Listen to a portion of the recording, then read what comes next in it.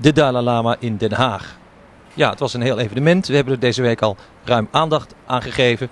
Maar vandaag toch ook nog wat beelden. De beelden die we officieel mochten maken. En dat was eigenlijk heel beperkt. En dat vinden we jammer. De videobeelden die we hadden willen schieten en het verhaal van de Dalai Lama, die in zijn redenvoering natuurlijk vooral de wereldvrede, de verdraagzaamheid en een beetje de positie van Tibet naar voren bracht, mochten we u eigenlijk niet brengen. Dat werd voorbehouden aan de organisatie die dan voor fors geld, 80 gulden, die tapes de volgende bijeenkomst weer gaat verkopen. Nou, als je tussen de 8.000 en 10.000 mensen hebt die al de man zo'n 140 gulden betalen om de Dalai Lama te mogen zien, dan denk je, nou, het is toch wel een aardige commerciële business. Dan kun je wel klagen over Jan Mens, maar dan is deze Dalai Lama bijeenkomst in ieder geval ook zeer goed geld. En er is best wel wat kritiek op de Dalai Lama in de wereld, op de manier waarop hij zijn volk in dat wankele evenwicht tussen China en het Westen balanceert. Hoe hij probeert toch het erfgoed van Tibet te bewaren. Daar is ook intern, met name van de Sjoegden secte, wat kritiek op. Er wordt gezegd dat de Dalai Lama toch wat minder barmhartig en vriendelijk is tegen de aanhangers van die secte. Kortom, er is best wel wat oppositie. En het is goed dat we die ook even melden. Want anders wordt het allemaal zo erg heilig, heilig, heilig. En dat was het toch wel een beetje in Den Haag. En daar gaan we nog wat beelden van laten zien. Van wat daar getoond werd. Van de commercie die eromheen zat. En dat allemaal dus in de naam van de verdraagzaamheid. En daar is niks mis mee. Maar er wordt wel goed geld mee verdiend. En op zich is daar ook niks mis mee. Maar de middle road van het boeddhisme zou toch wat minder materialistisch mogen zijn.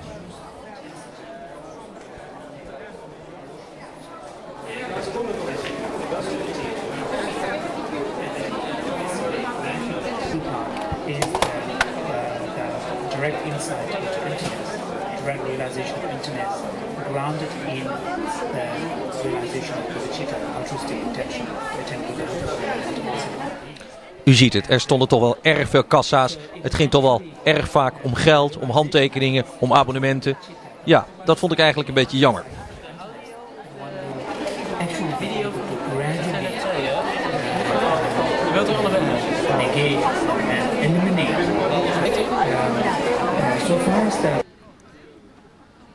Ja, en dit is dus dan verder een reportage van David en Elliot Heijnen. En dat gaat in het Engels ook.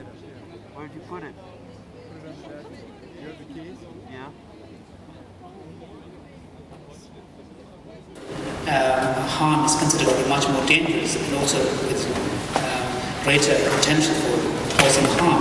Similarly here, if the enemy is residing within us since beginningless time, and also it is very much part of our own thoughts and emotions, and then not only that, but also it sort of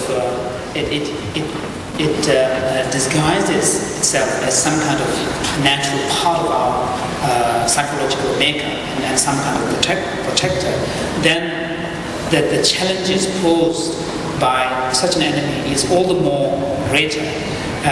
Therefore, what is important for the practitioner is to recognize this nature and also try to see if it is possible to try to overcome this destroy this inner enemy. And here, what is important is to really get at the root of this inner enemy, the negative emotions and thoughts. And at the root is, as I explained before, this fundamental ignorance, which falsely perceives the nature of reality. And the discussion of that will come in the second part of the teaching. And so the point is that when you realize this nature of over-dependence on the negative emotions and thoughts, how it undermines your happiness, and then how suffering is caused by this, and then when you realize that the very existence which is dependent, which is dependent upon the power of karma and negative emotions and thoughts, that very fact of existence is a form of suffering, then you would have gained a deep insight into the nature of suffering, which we were speaking about earlier. And then, once you have gained that kind of insight into the nature of suffering in relation to your own existence, then you can extend that perception, that understanding onto other sentient beings, and then cultivate compassion towards other sentient beings by relating to their suffering.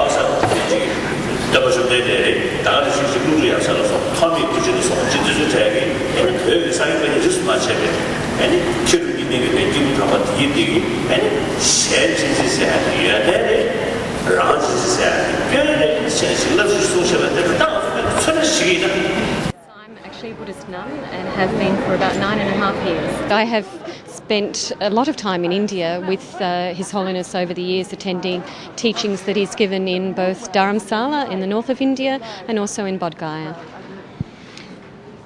I did a program some years ago, or a movie about Buddha in Thailand, and the women there were segregated from the men. They had to wear white outfits and the men were... Is it true, I mean, is it the same with Tibetan Buddhism? No. Within Tibetan Buddhism, women are just as equal as males. Within the Bodhisattva path, a woman can have the same achievements and realizations of a male. I think within cultural situations there has been in the past maybe some difficulty for women, and I think for the refugee community, the Tibetan refugees, for some nuns it's still a little bit difficult to raise money to improve their living and education situation, but it is improving. But as a Westerner, there's no discrimination whatsoever. Now today was a teaching and really not a speech about freedom. How did you think what was your impression? Sorry.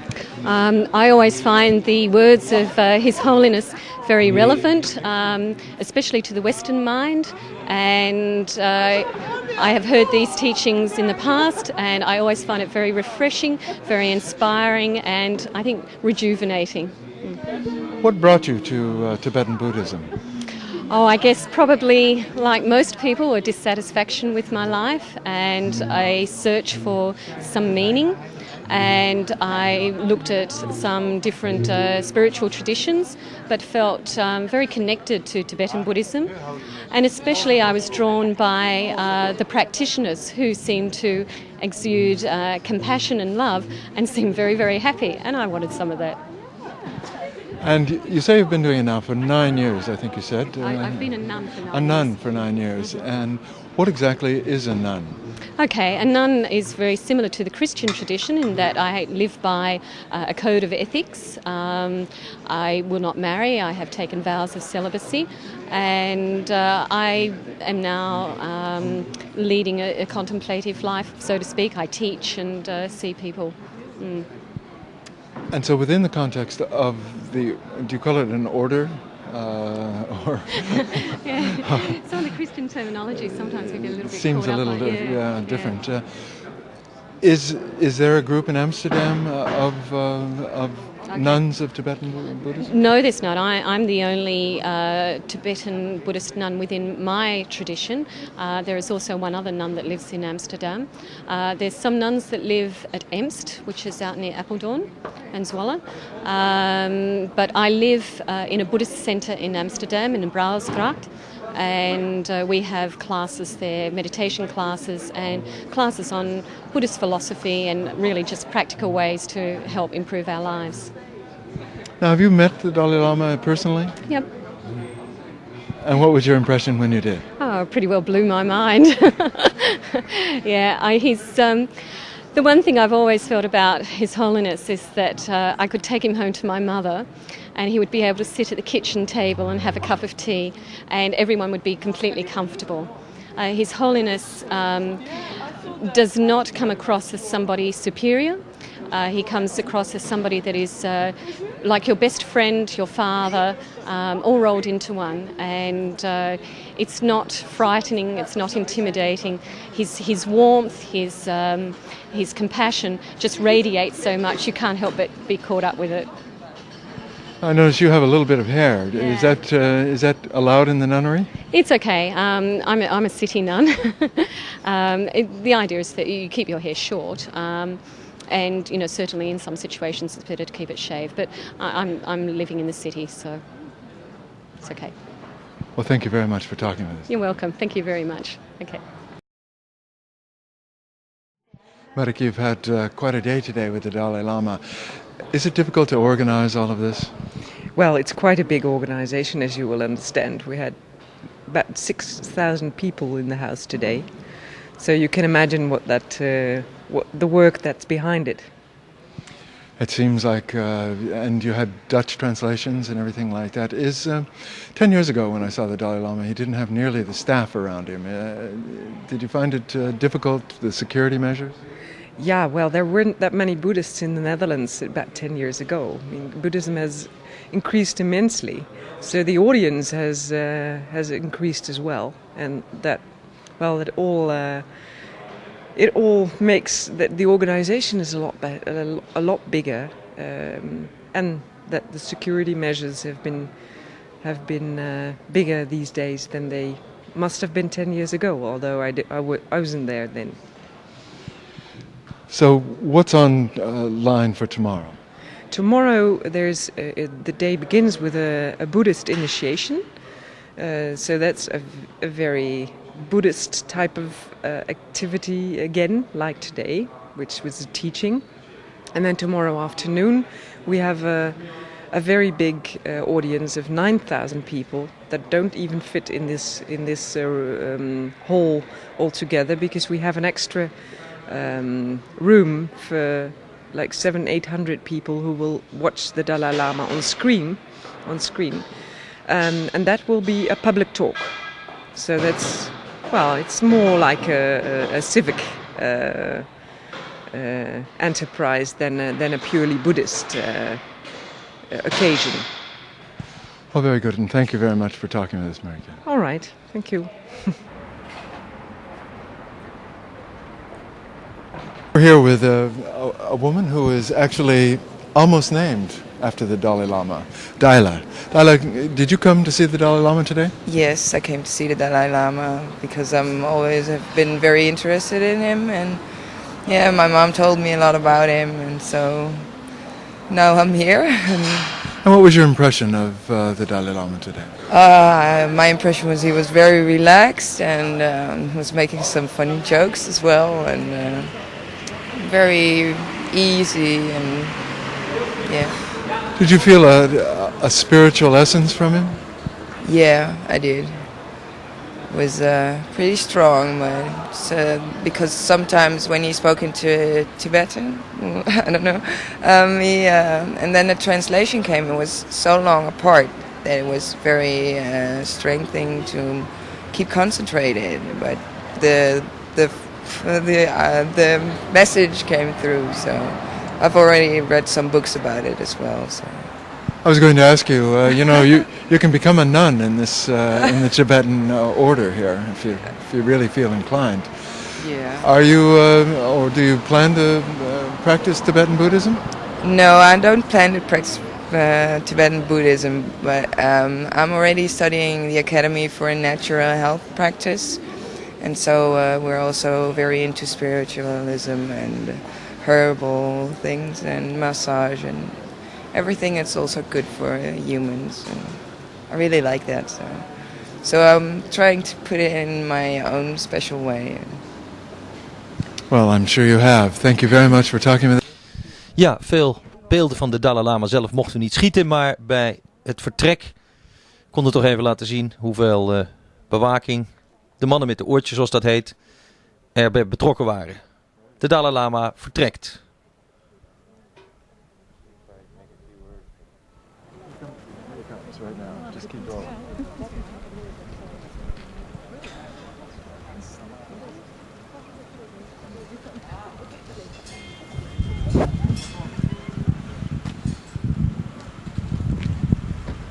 Hello. Hello. Good to see you again. Oh. You're very lucky, yeah? You're very lucky, yeah? Go.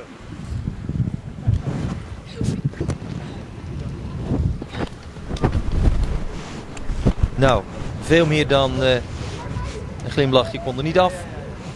Maar goed, de goed heilig man, het is een beetje Sinterklaastijd, maar de His Holiness, zoals die genoemd wordt, heeft het druk en vertrekt weer. Hij had een zeer druk programma in die dagen. Niet alleen met toespraken in het congresgebouw, maar ook met bezoeken aan onder andere de Tweede Kamer, aan Kok. Hij deed zijn best voor zijn volk en vaderland van Tibet.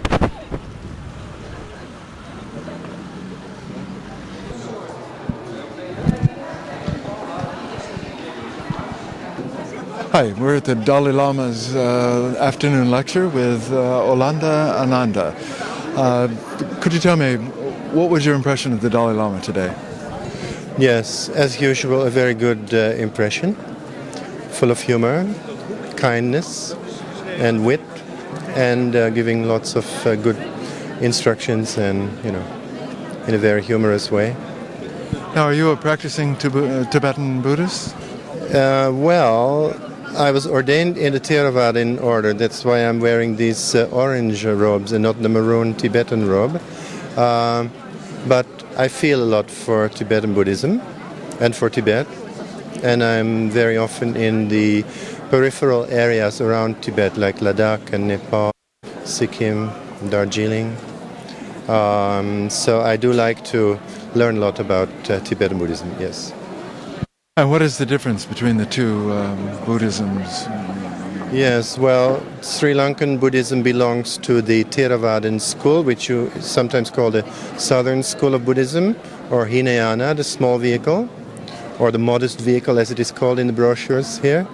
And that is supposed to be, based on the Pali canon, the oldest scriptures, we could say, whereas the Tibetan Buddhism, Vajrayana, or the diamond vehicle, belonging to the Mahayana school, the great vehicle, emphasizes more on the bodhisattva ideal, of helping others to achieve, relief from suffering and maybe enlightenment, while striving after one's own enlightenment. Today, the Dalai Lama's lecture or teaching seemed less political than when I've seen him in the past. Did you get that same impression? Oh, well, this is a teaching, explaining certain points, the 7 points that he mentioned. So he kept very strictly to his topic, I suppose. Well, thank you very much for talking about it. Yes, okay, good luck.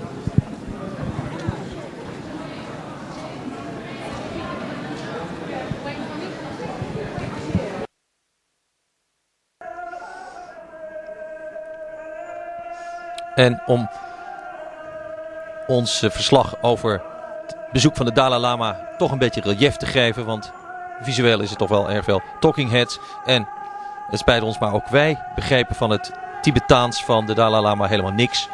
En meer opnames mochten we niet maken. Dat vonden we wel echt jammer. Maar daarom toch maar een stukje Tibetaans visueel aantrekkelijk theater. Het is opgenomen in Kathmandu van een groep Tibetaanse vluchtelingen die daar dus een theatervoorstelling geeft die iets te maken heeft met, dat is duidelijk, de Himalaya.